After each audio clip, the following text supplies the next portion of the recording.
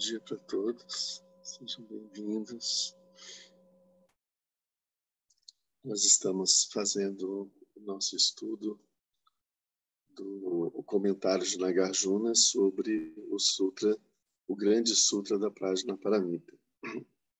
É o Mahaprajnaparamita Shastra. A Prajnaparamita foi ensinada pelo Buda e está registrada em alguns sutras. Tem sutras curtos, como o Sutra do Coração, alguns com 18 mil versos, 25 mil versos, e esse, o Mahaprajnaparamita, ele tem 100 mil versos. Então, esse é especialmente o texto que é comentado pelo Nagarjuna. Nagarjuna foi buscar esse sutra que estava guardado no reino dos Nagas. Então, ele consegue ir até aonde vivem os Nagas para adquirir esse texto, né? Tem uma historinha dele. Que a gente vai encontrar nos primeiros capítulos sobre o Prajnaparamita aqui. A Prajnaparamita, ela traz bem a essência e a totalidade dos ensinamentos do Mahayana. Por isso ele é central na prática do Mahayana, para a gente entender bem esse ciclo dos ensinamentos do Buda. O primeiro ciclo que é o Hinayana, ele se baseia mais sobre as 4 nobres verdades, os 12 elos da originação interdependente e sobre o caminho que faz com que a gente consiga se libertar do sofrimento e alcançar o estado de Arhat, alcançar o Nirvana e o estado de Arhat.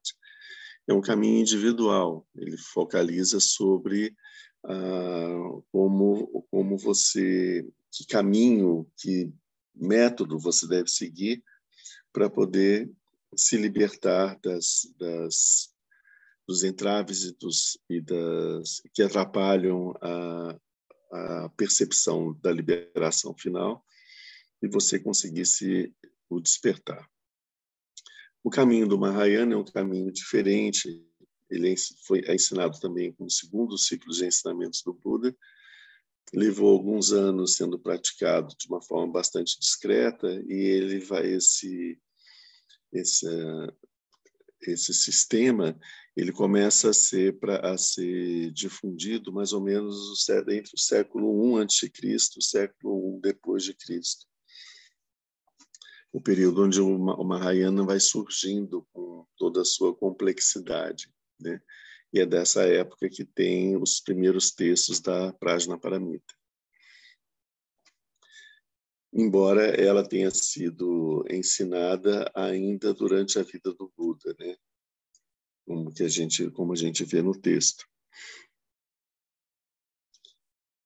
Vamos pegar aqui o texto da Prajnaparamita, a gente vai fazer uma leitura e vamos seguir a partir daqui. Vamos fazer a leitura do Sutra do Coração, que é o coração do conhecimento transcendente, o coração da Prajnaparamita, ou a essência da Prajnaparamita. A palavra em sânscrito é a mesma, essência e coração.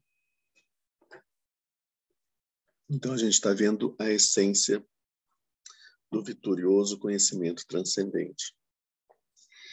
Assim ouvi. Certa vez o Bhagavata estava em Rajagriha, na colina dos Abutres, na companhia da grande comunidade de monges e da grande comunidade de bodhisattvas.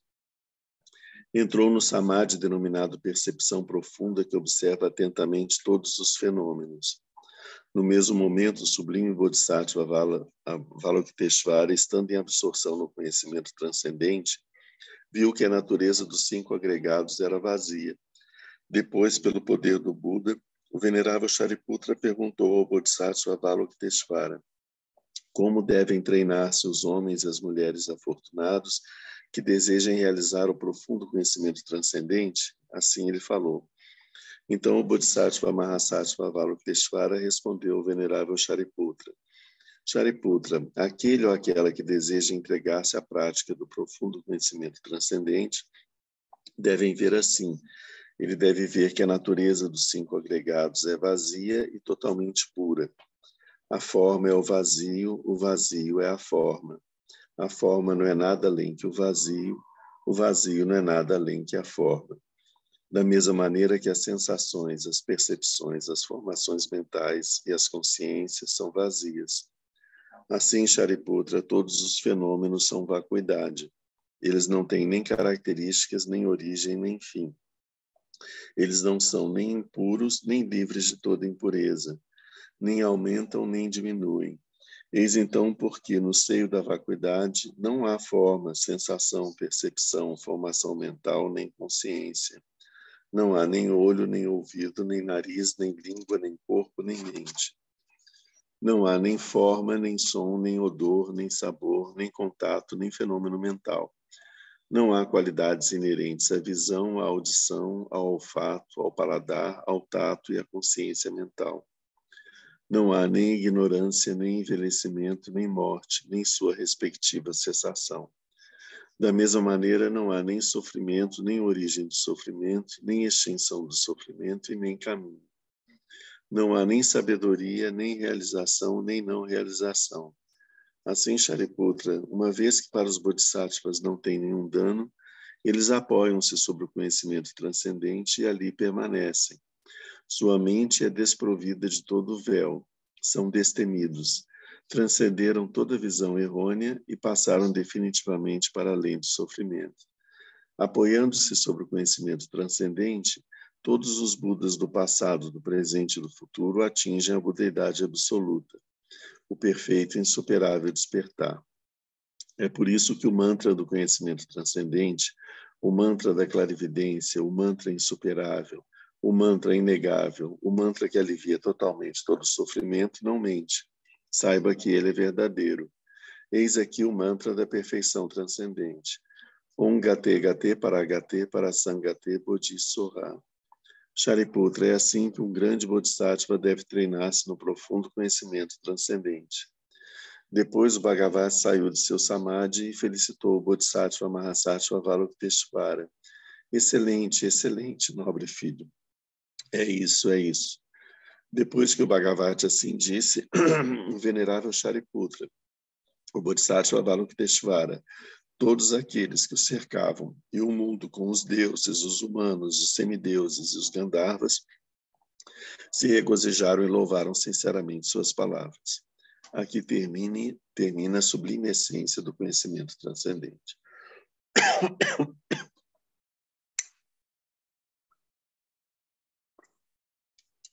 Vocês veem que é um ensinamento muito difícil da gente conseguir aprender ele na sua complexidade. Aqui nós temos a síntese, né? Então, a síntese dos 100 mil versos está sintetizado isso é a essência desses 100 mil versos. Cada palavra dessa, cada frase dessa, a gente pode estender, comentando sobre ela, a gente pode estender e descobrir muitos ensinamentos ocultos dentro disso, né? Tem uma chave aqui, porque a gente vê, mas então o que é esse conhecimento transcendente? Não é nem realização, nem não realização, não é nem puro, nem livre de toda impureza. Então, dentro do nosso funcionamento da nossa mente conceitual, o texto, esse pequeno texto, ele destrói todas as nossas possibilidades de classificação.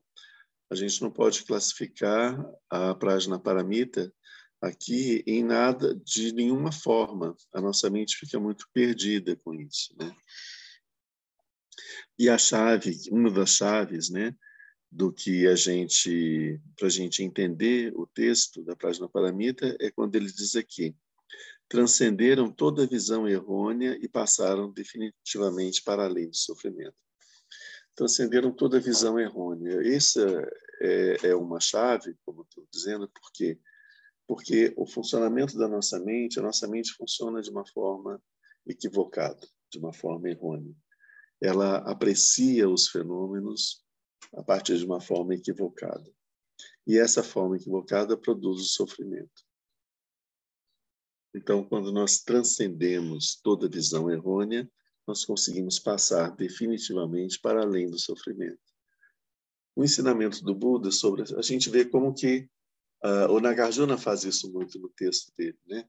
Como que ele sempre faz uma referência do ensinamento da Prajnaparamita, enraizando, ancorando todo o ensinamento do Mahayana dentro do primeiro ciclo de ensinamentos do Buda. Então, como diz o Nagarjuna, o Mahayana é simplesmente uma consequência dos ensinamentos do Buda. Ele não é um sistema que vem em oposição, né?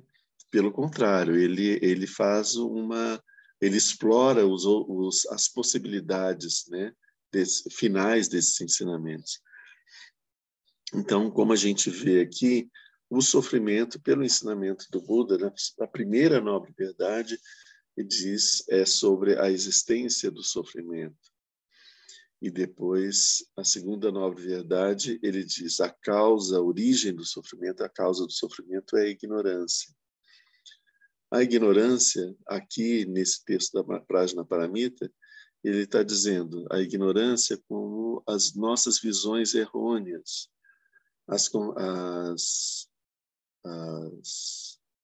os nossos preconceitos, as nossas ideias sobre o mundo que não podem ser, que não são verdadeiras, né? Mas que norteiam a nossa forma de estar no mundo e a nossa prática. Não é só isso, só essas visões errôneas, que são aquelas ideias equivocadas e que fazem com que a gente desenvolva toda uma compreensão sobre nós mesmos, sobre o mundo e sobre os outros, baseados nessa ideia. Vamos pegar, por exemplo, uma visão errônea extremamente comum, a visão de que nós somos esse eu, né? Esse eu, essa pessoa, esse corpo, né?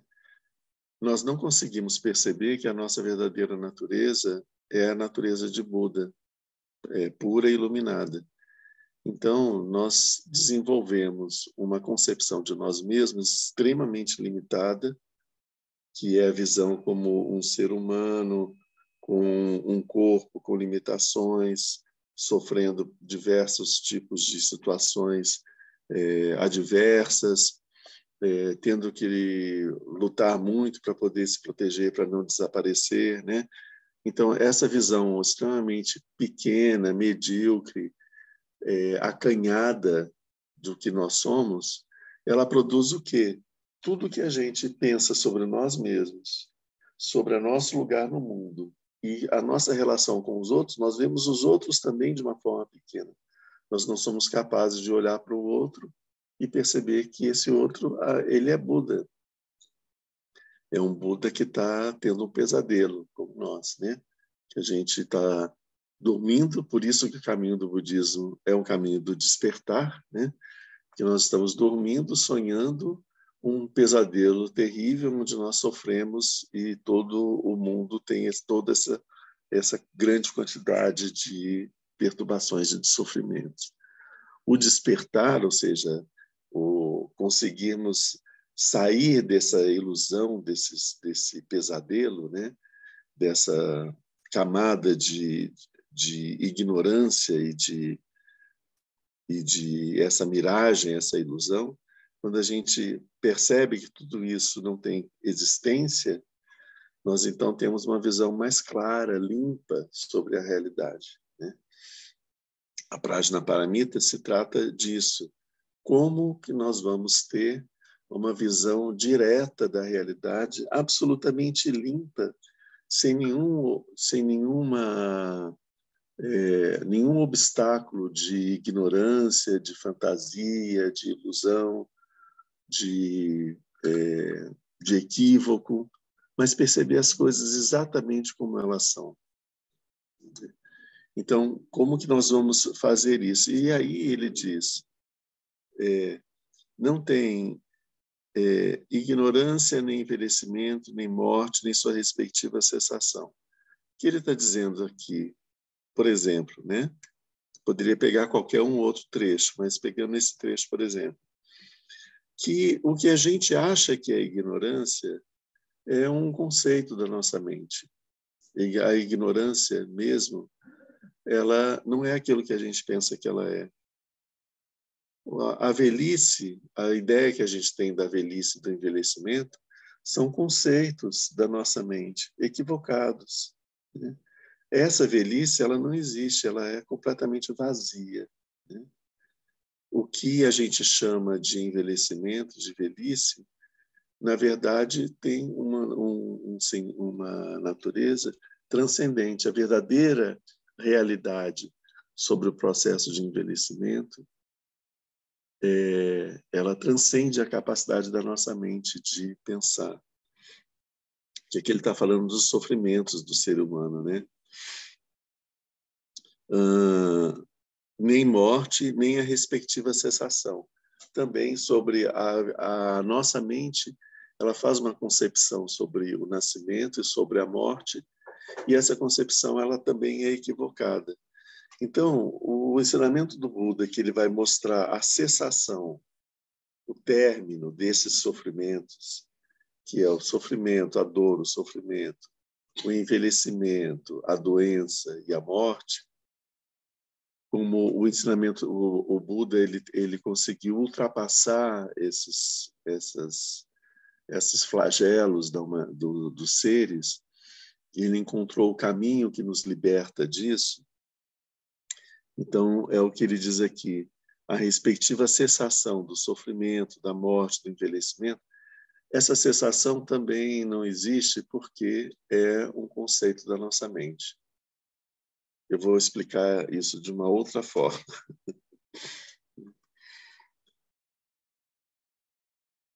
Ele diz, na mesma forma, não há nem sofrimento, nem origem de sofrimento, nem extinção de sofrimento e nem caminho.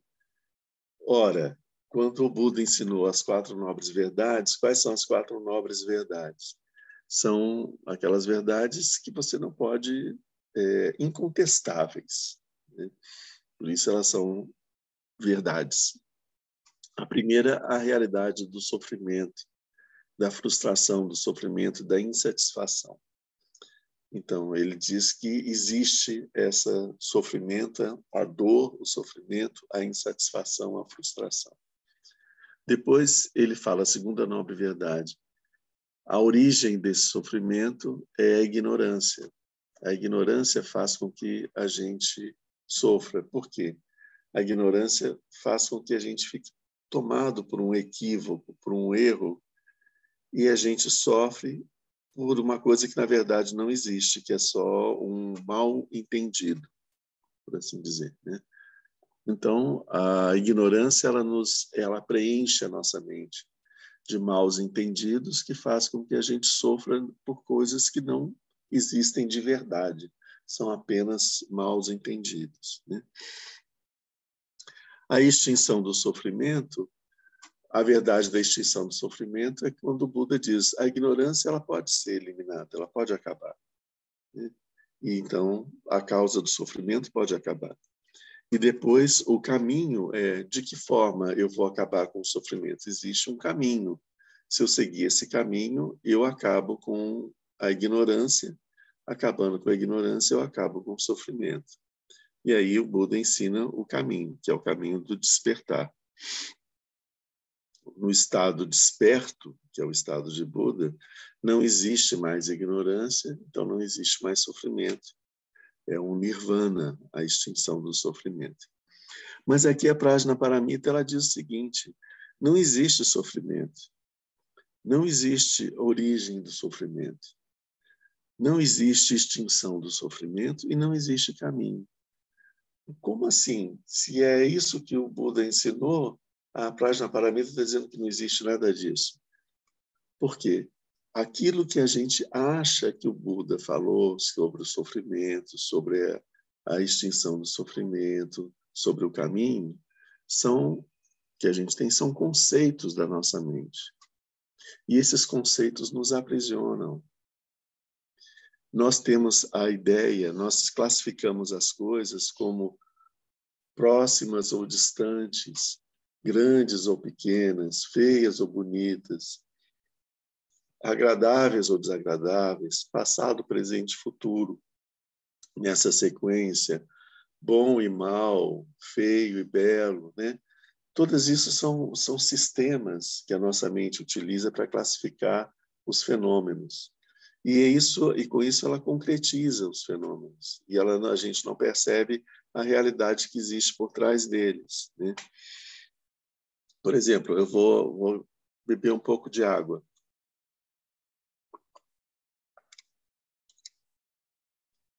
Não foi água que eu bebi. A água é apenas uma palavra que, para a gente, vai trazer sentidos diferentes. Eu nunca vou beber a mesma água. É impossível. Quando eu for beber de novo, é uma outra água que eu vou beber, né? Se eu vou comer uma laranja, eu senti o gosto dessa laranja. A próxima laranja que eu for comer, ela não vai ter o mesmo gosto. Ela pode ser parecida, mas ela nunca vai ter o mesmo gosto. Nunca vai ter a mesma doçura, nunca vai ter a mesma acidez, o mesmo aroma. Sempre vai ser uma coisa diferente. Mas quando a nossa mente classifica isso é laranja, ela classifica assim, as laranjas são todas iguais. Então você chega, você olha e fala, isso é uma laranja. Para sua mente laranja é tudo uma coisa só. E não é. Então, e com isso a gente perde a possibilidade de nos encontrarmos com a unicidade do fenômeno. O fenômeno é um fenômeno único. Então, quando eu vou experimentar uma laranja, eu posso perceber essa laranja, ela é mais azeda um pouco que a outra, ou mais doce que a outra que eu comi um pouco tempo atrás. Mas se eu estou com querendo repetir a sensação que eu tive quando eu comi aquela laranja, eu vou me frustrar, porque ela não vai ter o mesmo sabor. Aí eu vou dizer, não era bem isso, essa laranja não está boa, não era isso que eu queria, vou ter que comer uma outra. E também não está boa. Então isso vai causando na gente uma frustração, porque as experiências elas são irrepetíveis. Todos os momentos, todos os fenômenos, eles são únicos, nunca vão se repetir mais. Quando nós acordamos todo dia, quando nós vamos dormir, é um outro dia, é uma outra noite, é um outro sono, um outro período de vigília. Quando nós morremos e renascemos, é um outro corpo, é uma outra vida, né? Tudo é como se a cada instante nós morrêssemos a todos os instantes e renascêssemos a todos os instantes para um novo. Mas se a gente fica preso na memória que nós temos do que passou, nós não conseguimos experimentar o novo com o frescor da novidade que ele tem. Então, esse modo de funcionamento da nossa mente, que é todo muito coloca tudo em caixinhas, né? E define as coisas e empresta atributos para as coisas. Por exemplo,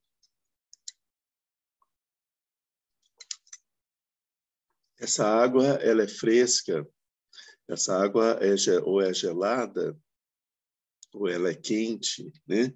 Se eu experimentar uma coisa muito gelada e beber essa água, eu vou achar essa água quente.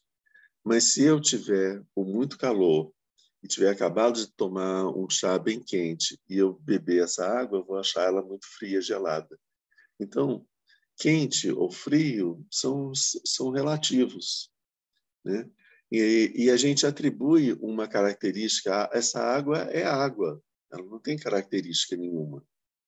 Essa característica de ser agradável, desagradável, fria ou quente, gelada ou fervendo, que seja, todas essas características elas existem em função de quem está experimentando a água. Sou eu que considero essas coisas sobre ela, né? Essas qualidades que eu empresto para a água, uma outra pessoa pode experimentar a mesma água e não perceber essas qualidades, né? Nós vamos pegando de uma forma geral no nosso dia a dia. Quando nós passamos pela mesma experiência, algumas pessoas passam pela mesma experiência no mesmo momento, elas vão relatar essa experiência de uma forma diferente. Algumas vão abordar alguns aspectos que você provavelmente nem tomou conhecimento, e outras às vezes, não vão dar atenção suficiente para alguma coisa que para você foi muito importante. Não vão nem ter percebido alguma coisa que você achou que era muito importante. Porque cada pessoa vai experimentar de uma forma diferente. E o fenômeno é o mesmo. Só que as qualidades que a gente empresta para esse fenômeno é que mudam. E essas qualidades, elas não são características do fenômeno. Elas são características do experimentador. Fui eu que atribuo essas qualidades para esse fenômeno. Se ali tem uma mangueira, se eu considero aquela manga bastante saborosa. Saborosa é uma qualidade da manga? Não. É uma qualidade da experiência que eu tive com a manga. A manga, ela não está nem aí se ela é agradável ou desagradável para as pessoas. Ela é o que ela é e pronto. Ela é aquele ser único, né? O que a gente considera, as opiniões que nós fazemos a respeito dela, são produtos apenas da nossa mente, né? Não fazem com que as coisas sejam diferentes daquilo como elas são. Então, a gente conseguir ultrapassar todo esse caminhão de véus que tem na nossa mente, que faz com que a gente veja os fenômenos de uma forma bastante equivocada, preconceituosa, para poder enxergar as coisas como elas realmente são. Esse é esse trabalho que ele fala, transcenderam totalmente as visões errôneas. Por exemplo, a gente pode ver uma determinada cena de uma pessoa, vamos supor, fazendo um gesto, entregando uma coisa para outra pessoa. Eu posso achar que a primeira pessoa está fazendo aquilo com uma má intenção, querendo produzir um sofrimento no outro. Eu posso ver como uma pessoa que está com um sentimento bondoso, querendo aliviar o sofrimento daquela pessoa. Eu posso ver que é uma pessoa que não tem consideração nenhuma pelo outro e que fez um gesto sem muito sentido e entregou algo que não tem muito valor. Todas essas coisas são os meus preconceitos, né? Então, eu posso chegar e ver uma cena e achar que eu vi uma pessoa agredindo a outra. E, na verdade, essa pessoa não estava agredindo, né? Mas a minha visão equivocada enxerga isso. Se eu chego perto para poder checar a história, eu vejo que não houve nenhuma agressão em nenhum momento. Aquilo que eu achei que fosse uma agressão é por causa do ângulo de visão que eu estava e eu não enxerguei o fato como era. Às vezes a gente vê, por exemplo, num jogo de futebol, você vê uma determinada cena à distância, você acha que um dos jogadores cometeu uma falta intencionalmente no outro jogador. Quando você vê de uma câmera mais perto, você vê que aquilo foi um acidente, que ele nem percebeu o que ele estava fazendo. Aí você já percebe, não, isso aí não foi uma coisa intencional. Mas, a princípio, a gente ficou com a ideia pré-concebida disso. Então, essas ideias pré-concebidas fazem com que a gente enxergue o mundo sempre de uma forma pequena, medíocre, limitada, fonte de sofrimento, e a nossa existência também da mesma forma. Quando nós percebemos que, na realidade, a nossa mente é a mente de Buda e que ela tem todas as potencialidades, todas as qualidades, os poderes dessa mente de Buda, quando a gente percebe que o mundo onde a gente vive é uma terra de Buda, que todos os seres são Budas que estão em processo de despertar, nós percebemos o mundo de uma forma diferente, né? Um mundo onde os sofrimentos eles são miragens que existem nesse mundo, mas como eu reconheço que são miragens, eu não me deixo enganar por essas miragens. Eu tô num deserto, eu vejo à distância uma miragem e eu sei, isso é uma miragem, é uma ilusão de ótica, não é aquilo que parece ser, né?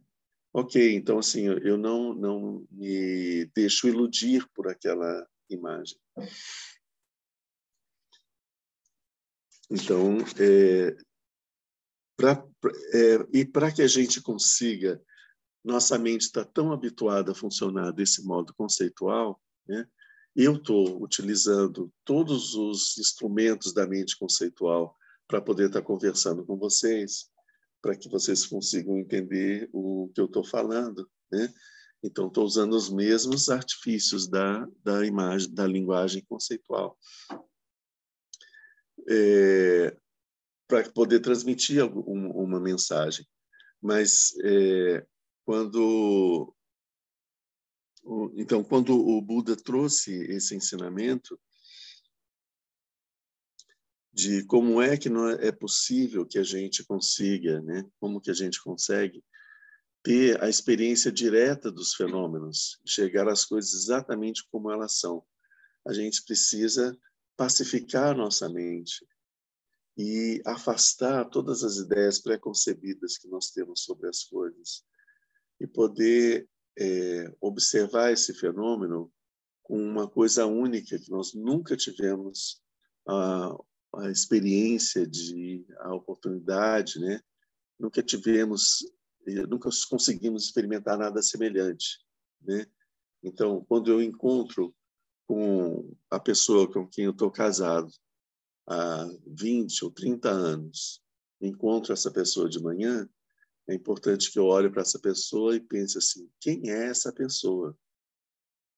Porque ao longo de 20 ou 30 anos, nós fazemos um monte de ideias pré-concebidas e conceitos sobre a pessoa com quem a gente convive todos os dias.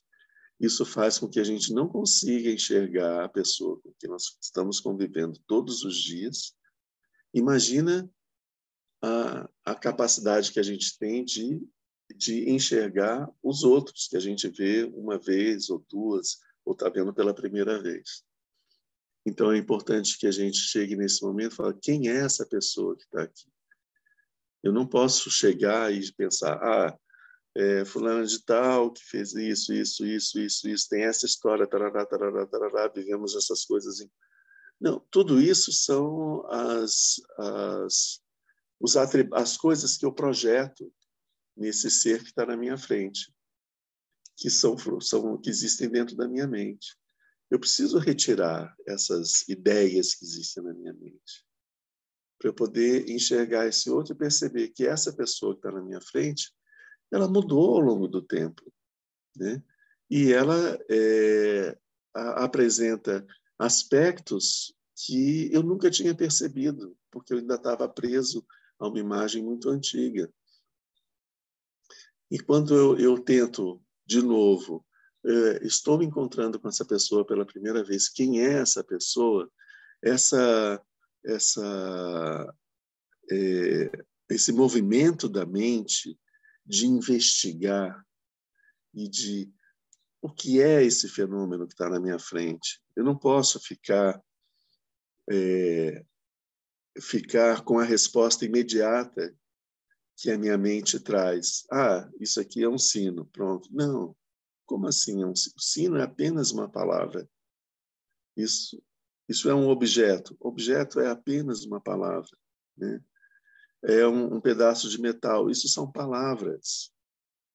Esse fenômeno não é metal, não é um sino. Isso são conceitos. Essas palavras, todas essas palavras, elas têm tantos sentidos simbólicos que elas fazem com que a gente não consiga perceber a verdadeira natureza do objeto que nós estamos vendo. Se um cachorro entrar aqui, ele vai olhar para esse sino, ele não vai dizer isso é um sino. Ele vai olhar e vai dizer que coisa estranha, né? E, ok, ele vai conseguir enxergar o sino muito melhor do que eu, porque eu só vejo ele de uma forma utilitária. Porque tem todo a minha mente cheia de conceitos. Um cachorro chega aqui, ele vê uma mesa, ele vê um pedaço de madeira feito de uma forma estranha e tal, mas está ali, né? Um lugar que eu posso me encostar de repente, ou posso até subir e ficar ali naquele, se for um gato, né? Subir e ficar ali naquele cantinho ou entrar embaixo dela. Para mim, isso é uma mesa, um lugar para colocar texto, um lugar para colocar comida, sabe? Tem vários outros sentidos. Todos esses sentidos não têm absolutamente nada a ver com aquele objeto. É um feito de madeira, né? E pode ser feito de madeira ou feito de madeira processada ou madeira. Entende? Então, todas a realidade do objeto, a realidade do fenômeno, está muito além daquilo que de todas as coisas que a gente atribui a ele.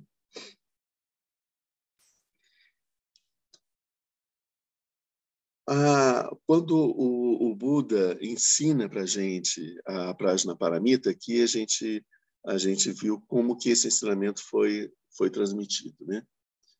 Ele está falando para a gente sobre a forma como o Buda enxerga as pessoas, os fenômenos, os objetos, todas as coisas, que caracteriza a experiência da mente de Buda, da mente desperta. E ele está dizendo para a gente, não é nada da forma como a sua mente costuma compreender os fenômenos.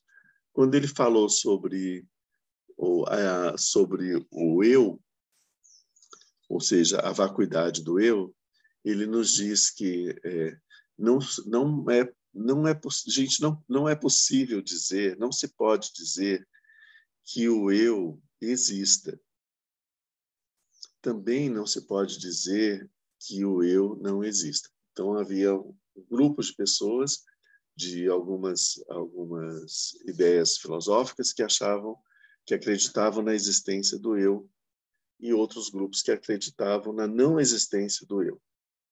Então, esses grupos disputavam o meio filosófico religioso. Então, o Buda diz, a gente não pode dizer que o eu existe. A gente não tem elementos, né, para dizer que o eu existe.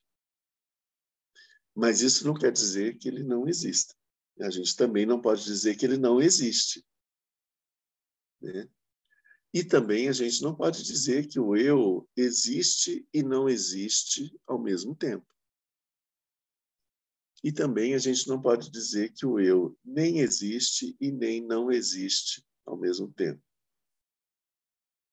Então, quando ele formula dessa forma, a nossa mente trava, porque como assim, né? Então, como assim? Se existe, não existe ao mesmo tempo, não existe, nem não existe ao mesmo tempo. Esse não existe, nem não existe ao mesmo tempo, já é difícil da nossa mente conseguir entender o que ele está querendo dizer com isso, né? Então, existir e não existir são conceitos da nossa mente. A verdadeira natureza do eu não é apreensível pela nossa mente. conceitual. Então, a natureza transcendente do eu só é percebida quando a gente deixa de tentar classificar ele sobre uma coisa de que isso existe ou isso não existe. Por causa do nosso modo, a nossa mente, a gente precisa de ter as coisas todas certinhas, quadradinhas. Ela é muito cartesiana, né? É muito newtoniana na visão do mundo, né? Quando a gente pega a física relativística, né? Quando você percebe que uma partícula ela pode ser onda ou pode ser partícula.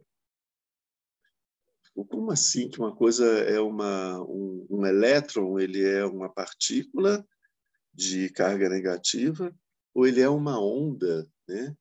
Ou então, por exemplo, a luz que a gente vê, a gente entende que a luz seja uma onda, que ela irradia, que ela chega aqui, mas essa onda, elas são fótons, ela é uma partícula também, e ela viaja à velocidade da luz. Então, são séries de conceitos da física relativística que já dão um nó na nossa mente, porque estão mais próximos dessa transcendência. Nossa mente estava pensando nas coisas tudo assim, daquela forma toda muito quadradinha, primária, né? Bom, então o Buda ensina sobre com essa visão, a visão transcendente, ele vai olhar os seres e ele vai ver, os seres são Buda, ok, né? E ele olha os seres e ele vê, os seres estão no samsara. O samsara não existe, o samsara é uma ilusão. O samsara é uma miragem, não existe. E a ignorância é a mentira, muito menos. Ela não tem verdade. Ela é um equívoco, é uma miragem. A ignorância também não existe. E o sofrimento que os seres têm, esse sofrimento também não tem existência, porque ele é fruto de uma ilusão de ótica e de equívocos, né? E fazem com que a gente ache que a gente está experimentando uma coisa e, na verdade, aquilo não existe. E aí a gente sofre por conta daquilo. Então, o Buda olha para o sofrimento dos seres e fala, esse sofrimento tampouco existe. E esses seres também não existem da forma como eles pensam que existem. Mas os seres estão aqui, né? E eles estão sofrendo. Então, a verdade absoluta, que é o que a gente consegue, que é a esfera onde funciona a esfera da Prajnaparamita, das coisas tais como elas são. Quando eu falei daquela qualidade investigativa da nossa mente, que faz com que a gente pense assim, mas o que é esse fenômeno? O que é isso que está diante de mim? Essa qualidade investigativa é o que a gente chama de prajna, né? Que é esse movimento da mente que busca ir ao encontro daquele fenômeno e descobrir um conhecimento sobre aquele fenômeno, adquirir um conhecimento sobre aquele fenômeno. Isso é o prajna, é a sabedoria. Então, quando a esfera onde existe a prajna, a sabedoria, é a esfera da verdade absoluta, as coisas tais como elas são. É isso que o Buda enxerga. Mas ele percebe que existe uma verdade relativa. Nessa verdade relativa existem seres que estão sofrendo no samsara. Para nós que estamos aqui no samsara, essa experiência que a gente tem, ela é real e ela produz um intenso sofrimento, né? E o Buda percebe as duas verdades, a verdade última e a verdade que está sendo experimentada pelos seres. E a partir da verdade que está sendo experimentada pelos seres, ele desenvolve uma grande compaixão, porque eles percebem os seres estão equivocados, não percebem que são Budas e estão sofrendo coisas que não existem. Eles estão dormindo, estão tendo sonhos, pesadelos, né? E tem um sofrimento intenso, então ele sente uma grande compaixão. É por isso que a prajna e a compaixão são as duas coisas, estão sempre juntas. O ensinamento sobre a vacuidade de todas as coisas, que as coisas não são absolutamente nada do que a gente pensa sobre elas, elas são vazias das características que a gente atribui a elas, e a compaixão são duas coisas que andam juntas, são os dois lados da mesma moeda. É por isso que quem dá o ensinamento sobre a Prajna Paramita, que a gente vê aqui, é Avalokiteshvara, que é o Bodhisattva da compaixão. No mesmo momento, o sublime Bodhisattva Avalokiteshvara, estando em absorção no conhecimento transcendente, na Prajna Paramita, ele viu que a natureza dos 5 agregados é vazia. Então, é ele quem dá o ensinamento sobre a vacuidade, porque vacuidade e compaixão são dois lados da mesma coisa. Isso é um ponto central, crucial no ensinamento da Prajna Paramita. Então, a partir daí, ele desenvolve então uma grande compaixão e vem toda essa mobilização de tentar ajudar os seres a despertarem, né? A perceberem que eles estavam equivocados. É interessante a gente ver o ponto. O Buda não chega e ele não acorda ninguém. Ele nos estimula para que nós despertemos. O despertar é um movimento individual, pessoal, não vem de fora para dentro, ele vem de dentro para fora. Quando a gente acorda de manhã, a gente acorda, né? Se alguém fez um barulho muito grande, alguma coisa assim, houve um movimento do nosso corpo até, de superficializar a nossa consciência e fazer com que a gente voltasse para o estado de vigília. Mas é um movimento nosso, né?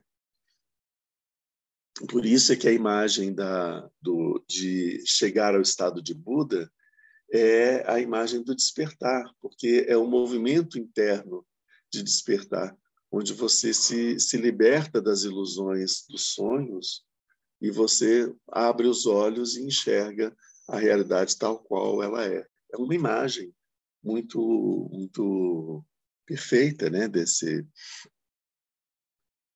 ponto.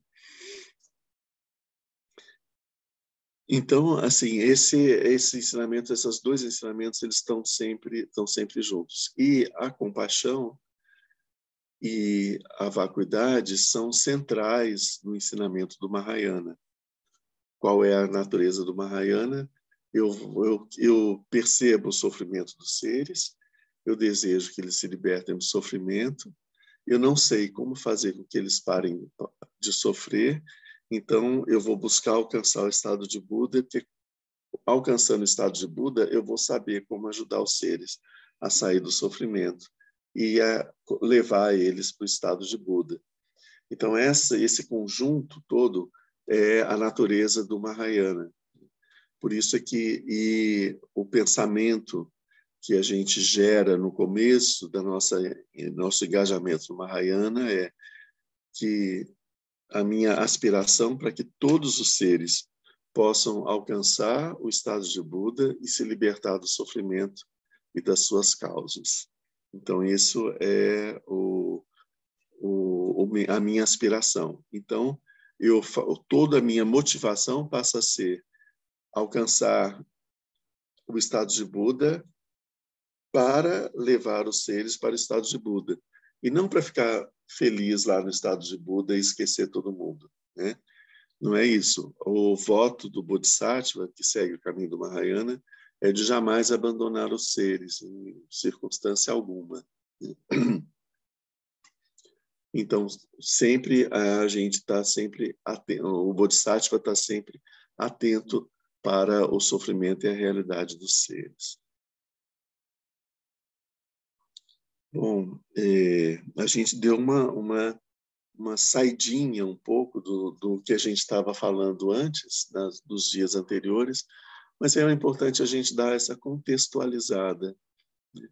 Junto com a compaixão, como eu estava falando, nascem também os outros 3 pensamentos incomensuráveis, que é o tema que a gente está abordando aqui.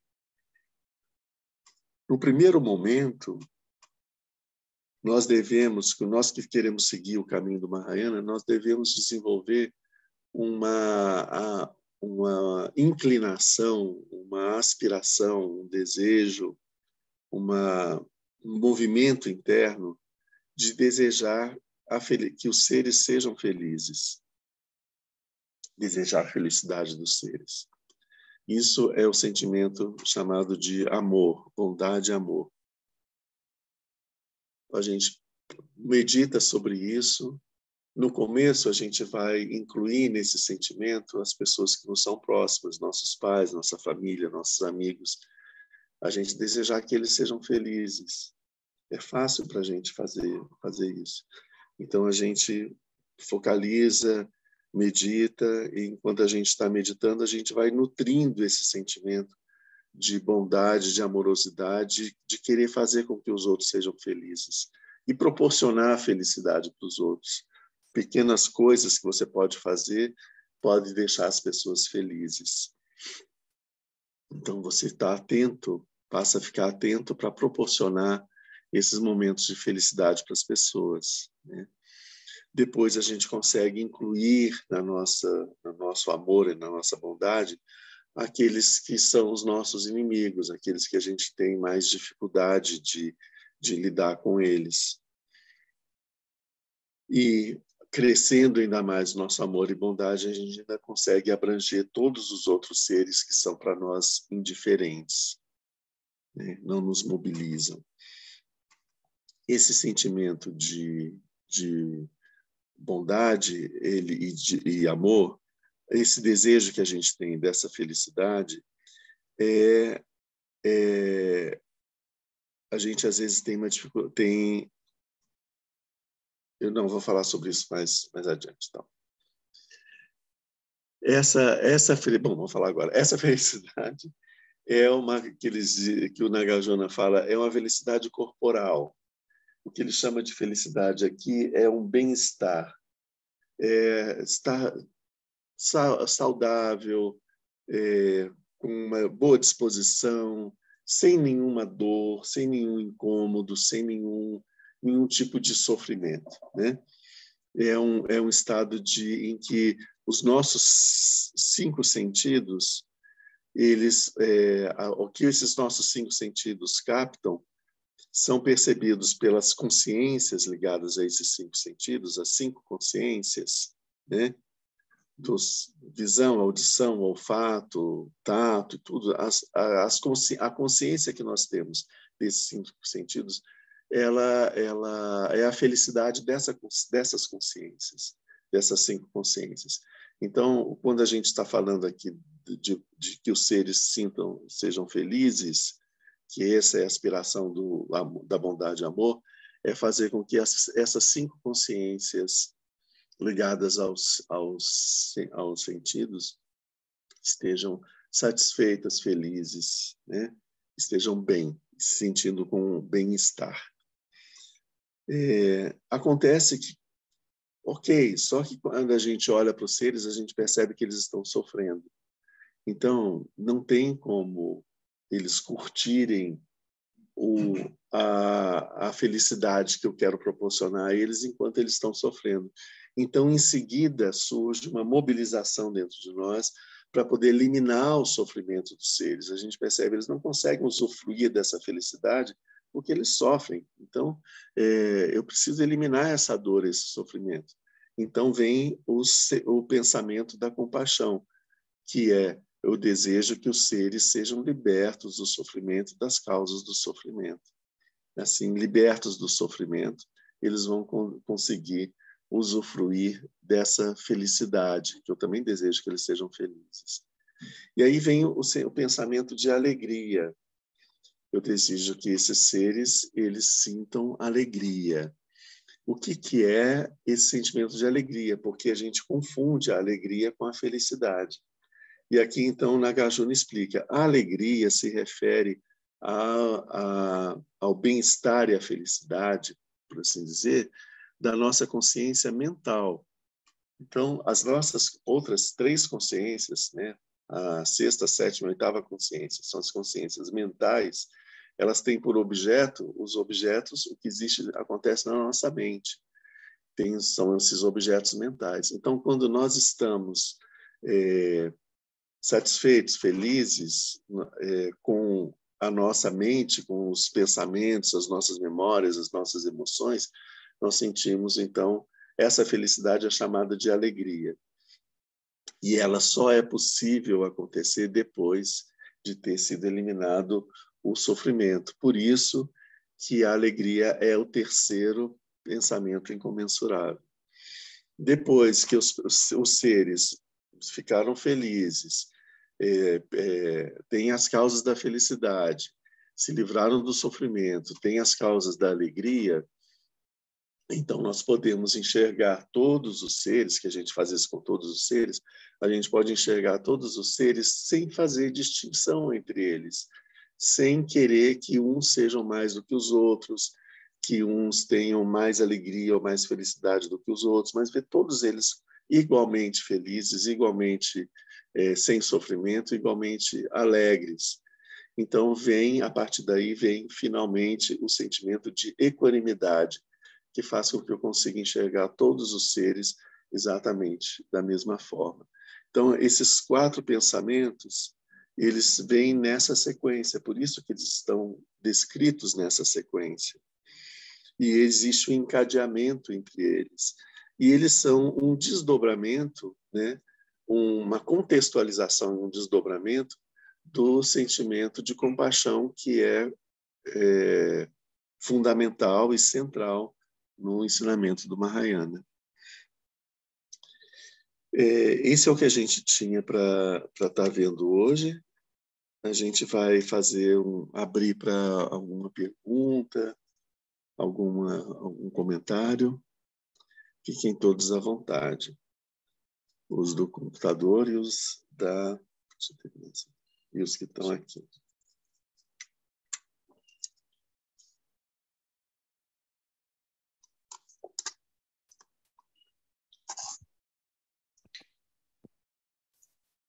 Lama, bom dia. Aqui é o Éder. Bom dia, Éder. Eu acredito que eu já trouxe esse exemplo conversando aqui no centro, né? Mas eu morei em 2 apartamentos, né? E o segundo apartamento ele tem uma disposição arquitetônica muito parecida com o primeiro, só que as tomadas eram em locais diferentes, né?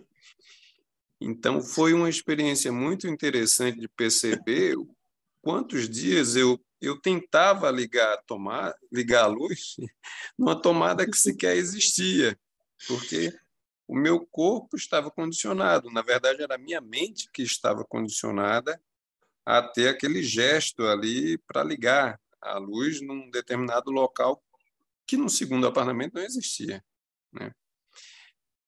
Mas parece que esse condicionamento do corpo, na verdade, é um condicionamento da mente, né? Mas quando a gente está tratando com coisas assim bem, como é que eu vou dizer, materiais, é fácil ter essa percepção, né? Parece que os nossos condicionamentos mentais são muito mais sutis, né, para perceber esses equívocos, assim. Porque, na verdade, a tomada existe onde ela existe, não é exatamente onde o meu pensamento pensa que ela existe, né? E aí eu fico me perguntando, né, qual seria a melhor prática, né, assim, além da meditação, para reconhecermos esses condicionamentos que são tão sutis na nossa mente. E uma coisa que é interessante, só para finalizar a pergunta, esse condicionamento da tomada foi apenas em 3 anos. Eu fico pensando o condicionamento que nossa mente tem ao longo de vidas, né? Se ao longo de 3 anos eu fiquei tão condicionado a uma ação, né, Como vencer, então, esse condicionamento mental que pode estar sendo repetido há muito mais tempo? Perfeito, Éder. Acho que você trouxe uma ideia muito interessante da gente ver, né? Quando nós vemos sobre a vida dos Mahasiddhas, por exemplo, que a nossa escola, assim, o nosso a nossa escola, ela vem do terceiro giro da roda do Dharma, que é os ensinamentos do Vajrayana. Então, a gente tem o Hinayana, com os ensinamentos principalmente sobre as quatro nobres verdades, como eu falei já mais cedo. O Mahayana, que pensa que é voltado no amor, na compaixão, na vacuidade. O Vajrayana, ele é um aspecto do Mahayana, ele não é um ciclo diferente.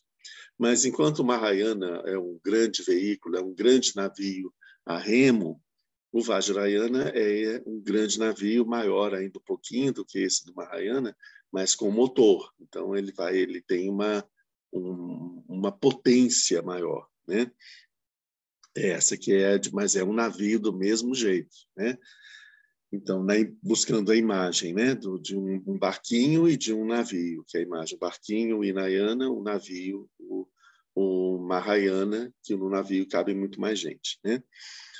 Enfim, quando a gente vê os Mahasiddhas, que são os mestres que originaram as nossas escolas e viveram na Índia no século até o ano 1000, entre o ano 0 e o ano 1000, né?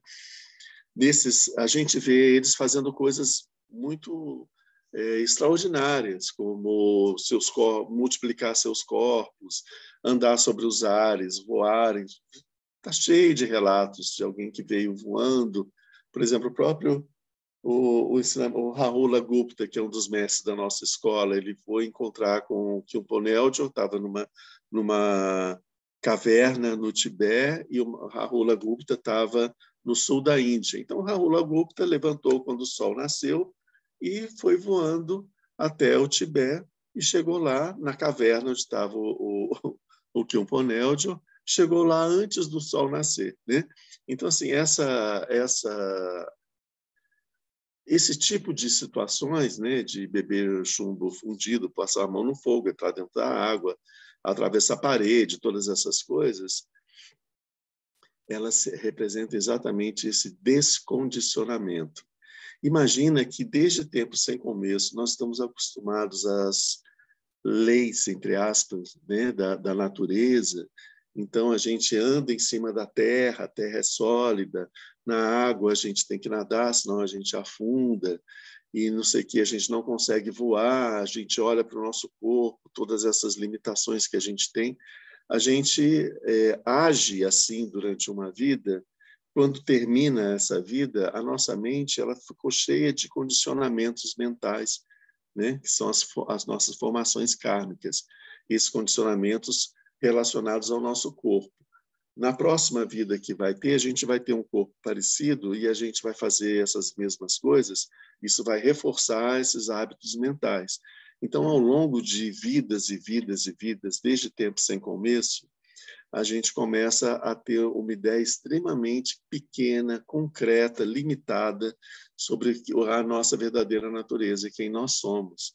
E isso faz com que a gente ache extraordinário e até impossível que o Rahula Gupta tenha voado do sul da Índia até a caverna no Tibete em instantes, né, para poder chegar lá antes do sol nascer. Então, a gente acha isso impossível. Mas, para o Rahula Gupta, como ele transcendeu todas as visões errôneas, ele percebe que tudo isso, que tempo e espaço são conceitos da nossa mente e que a realidade, eles não têm um ancoramento na realidade. Quando a gente fala da realidade absoluta, ele consegue sim sair daqui e ir para lá sem num piscar de olhos, sem nenhuma dificuldade em fazer isso, por causa desse descondicionamento. Mas, assim, eu não estou propondo que a gente saia se chocando na parede para tentar atravessar a parede, não é isso. Mas o que a gente pode fazer, e isso é de grande benefício, é perceber os nossos condicionamentos no nosso dia a dia. Nós temos um monte, um caminhão, né, um trem imenso de preconceitos e de ideias equivocadas sobre os outros, né? A gente olha para as pessoas e, na mesma hora, nós fazemos um conceito sobre essas pessoas, pessoas que nós nunca vimos. Esses conceitos são baseados na cor de pele, nos traços físicos, na etnia, na forma como a pessoa está vestida, no lugar onde a pessoa está, naquilo que a pessoa está fazendo. Então, assim, nós olhamos para aquela pessoa e colocamos, encaixamos dentro de uma gaveta. Então, a gente está falando, eu estou falando com um mendigo, isso é um mendigo, isso é uma prostituta, isso é uma pessoa que faz um determinado trabalho de mal remunerado, ou então essa é uma pessoa rica, ou essa é uma pessoa boa, essa é uma pessoa má, não sei o quê. Tudo isso são os nossos preconceitos. Nós pegamos essa caminhão de preconceitos e colocamos na nossa frente e ficamos nos relacionando com esses pensamentos que nós temos. E nós esquecemos de ver aquela pessoa, né? E ver que todas essas coisas que eu falei, mendigo, prostituta, o pobre, o trabalhador, o rico, todas essas coisas são conceitos. As pessoas não são nada disso. Então, a gente não está conseguindo enxergar a pessoa que está por trás dos nossos preconceitos. Fazer esse exercício no nosso dia a dia nos ajuda a nos livrarmos dessa quantidade de preconceitos. A gente vai perceber a quantidade de preconceitos que a gente tem. Se a gente olha para nós mesmos e vê os julgamentos que nós fazemos em relação aos outros, nós vamos ver o quão preconceituosos nós somos, né? E aí, a partir daí, a gente tentar enxergar a pessoa que está atrás dessas coisas e conseguir afastar essas coisas. Não, peraí, eu estou pensando assim, eu estou com estou classificando essa pessoa desse jeito. Deixa eu retirar isso da minha frente, né? Em relação à profissão, né? É um policial, é um bandido, é um ladrão, é um drogado, ou é um juiz. Com a gente fala das profissões, a gente já vai criando imagens de como que as pessoas são, o que elas pensam, o que elas fazem, o que eu vou esperar delas. Isso é um mecanismo, claro que é um mecanismo de defesa, de sobrevivência, que vem do mecanismo físico, né? De tentar ter alguma coisa que nos ajude a fazer expectativas em relação às pessoas para a gente não ser pego de surpresa. Só que esse é um mecanismo de defesa e ele nos impede de enxergar as pessoas como elas são. Às vezes elas são completamente diferentes. Quando nós chegamos perto para ver a pessoa que está por trás dessa camada mental que a gente projeta em cima delas, a gente se envergonha das nossas ideias e a gente descobre coisas incríveis, né? Então, acho que isso é um treinamento que a gente pode fazer, entende? Que está no nosso dia a dia. A gente pode exercitar isso. Quando a gente olhar para as pessoas, pensar assim, quais são os preconceitos que eu estou fazendo em relação a essas pessoas que eu estou vendo passando na rua, né?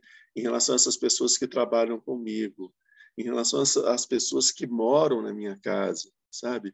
Então, as pessoas com quem eu convivo, né? Quais são os preconceitos que eu tenho em relação a elas que são equívocos, que são fabricações da minha mente? Isso ajuda a gente a perceber a nossa mente como ela está o tempo inteiro fazendo isso com a realidade. Se a gente fizer esse movimento, o benefício que nós vamos trazer ao mundo vai ser tão grande que isso já é suficiente para a nossa existência atual. O quê? deixar de torturar as pessoas com as ideias que a gente tem a respeito delas, né? Se a gente parar com isso, a gente vai parar de fazer mal para os outros, né? Então, é importante a gente começar a trabalhar sobre isso. Obrigado, Lama.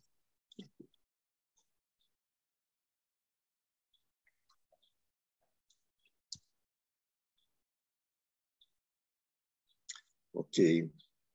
A gente vai encerrar, então, agora. Daqui a pouco, às 10h30, Lama Sonam começa a meditação, seguindo a atividade aqui do KPG. Nós temos, os nossos encontros estão sendo presenciais e online. Nós temos aqui 6 pessoas então vieram participar hoje, junto com vocês. Ok? Então, vamos fazer a dedicatória e a gente se encontra daqui a pouquinho com o Lama Sonam. Graças a essa virtude, tendo realizado rapidamente o Mahamudra, possa eu conduzir a esse estado todos os seres sem exceção. Pela graça do Buda, que teve os 3 corpos, pela graça da imutável verdade do Dharma em si, pela graça da infalível aspiração da Sangha, possa essa súplica de dedicatória realizar-se tal como ela é.